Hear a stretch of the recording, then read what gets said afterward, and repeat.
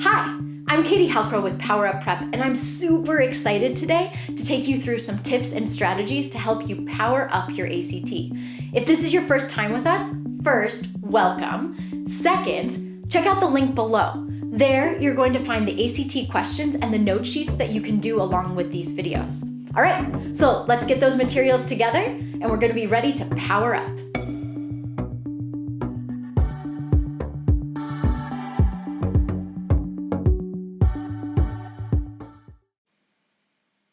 All right, we're back. So we just talked about line reference questions, and now we're going to talk about the second type of question that you're going to answer when you're going to the passage, and those are scanning questions. So line reference questions are helpful because they tell you exactly where to go in the passage, and then you can kind of get a little bit of a feel for what the passage is about by doing the line reference questions. And once you have that feel, you're then going to go to the scanning questions. So scanning questions are questions where there are words that are easily scanned for. So these words are capitalized words, italicized words, words in quotation marks, numbers, and then any unusual words for a passage. So if a passage is about octopuses and then suddenly there's the question asks about shipbuilding, then shipbuilding would be unusual for a passage that's about octopuses. So that would be something that you could then scan for. Does that make sense? Okay, so when you are scanning for these capitalized words are one of the best things to scan for, as well as numbers. Those are the easiest to scan for. Italicized words and words in quotation marks are also really easy to scan for, but they don't happen quite as often as capitalized words and numbers. So if you're doing a question and there's more than one word that stands out, and that's oftentimes the case, there's a lot of times where you're going to be doing a question and there might be 2, 3, 4, even a phrase that really stands out in a question. And so what you want to do is you want to find where those words appear together. So if there are 2 important words in the question, find where they appear together in the passage. If one is one place and one is another, you probably haven't found the right spot yet.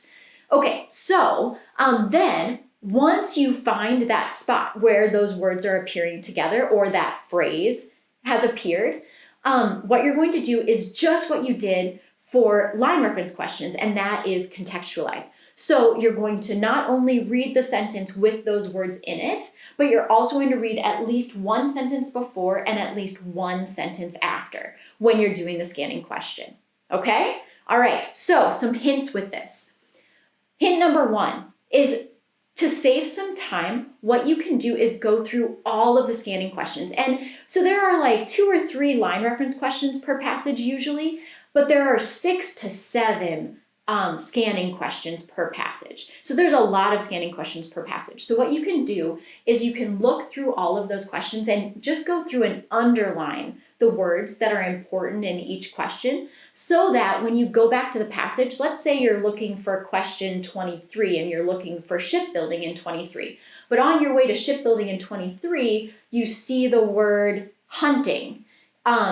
And hunting was actually in one of the other questions, so you can stop what you're doing and you can go on to the question about hunting and then come back and scan again for the question about shipbuilding after you do that question. So it just helps you save a little bit of time because you have to scan through the passage a little bit less because you might run into another question on your way to finding a question. Does that make sense? Hopefully. Okay. So then hint number 2 is you want to sometimes scan for words in answer choices rather than the question if the question doesn't have any good words to scan for. So sometimes a question is pretty bland. It doesn't have any capitalized words, italicized words. There's nothing really that stands out, no numbers. But the answer choices are really specific. Like maybe all of your answer choices are numbers. So then what you can do is you can just go back to the passage and scan for those numbers, or go back to the passage and scan for those capitalized words, or go back to the passage and scan for those unusual words or that unusual phrasing. Usually where you find one answer choice, there other answer choices will be around it. Not always, but usually if one answer choice is in a section, then other answer choices are going to be in that same paragraph or just a few lines before or after. Okay, so that was hint number 2. Hint number 3 is when you're scanning, always make sure that you're scanning from the very beginning of the passage. There are 2 reasons for this. Reason number 1 is that oftentimes the answer is where the word first appears. So if you're talking about, if a passage is about writers and the question asks about Charles Dickens, then the first time you see Charles Dickens, make sure you read around that, because oftentimes the answer to your question is going to be the first time you see somebody mentioned. Dickens might be mentioned later in the passage too, but that first time that he's mentioned might be your ticket. So that's why we start. That's part of the reason we always start from the beginning. The second reason that we always start by scanning from the beginning of the passage forward is because then we get a mental map of what the passage looks like.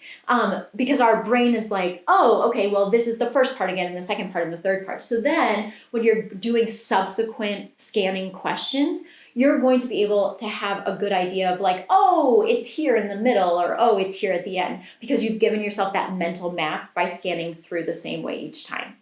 Okay, hint number 4 is sometimes the word that they use in the question is not exactly in the passage, so you need to look for a synonym. An example of this would be if they use the word child in a question, but the passage instead uses the word boy or girl. So child and boy or girl are synonyms, but the word child isn't in the passage, but boy or girl is. So if you find boy or girl, you would stop there, read around it, contextualize it, and then find your answer choice. Okay, and then hint number 5, if you can't find an exact match answer, because remember, we're always looking for those exact match answers. If you can't find an exact match answer in that 3-sentence context, you want to expand your search. That might mean you're reading a little bit more before, or it might mean you're reading a little bit after. But until you find that exact match answer, so something that you can say, oh, well, this part here in the passage exactly matches what's going on here in the question, or like this answer choice. So until you find that exact match answer, you probably have not found the right place. So you need to keep looking and expand your search if the first 3-sentence context isn't enough. All right, that's scanning questions. I know that that's a bit to take in, but just remember, scanning questions are the vast majority of questions on the reading test. And so what you want to do is make sure you're looking for capitalized words, italicized words, words in quotation marks, numbers, and anything unusual for the passage, and then going to that place, seeing where the words occur together, reading around it, contextualizing, and then finding your exact match answer. And you'll be all set. All right, good work. Let's go on. Thanks so much for watching. I really hope that this was helpful. If you have any questions or comments, please don't hesitate to leave them below. We love to hear from you. Also, if you like what you see, hit the subscribe button so that you won't miss out on any of our curriculum or other tips and tricks that can help you power up your ACT.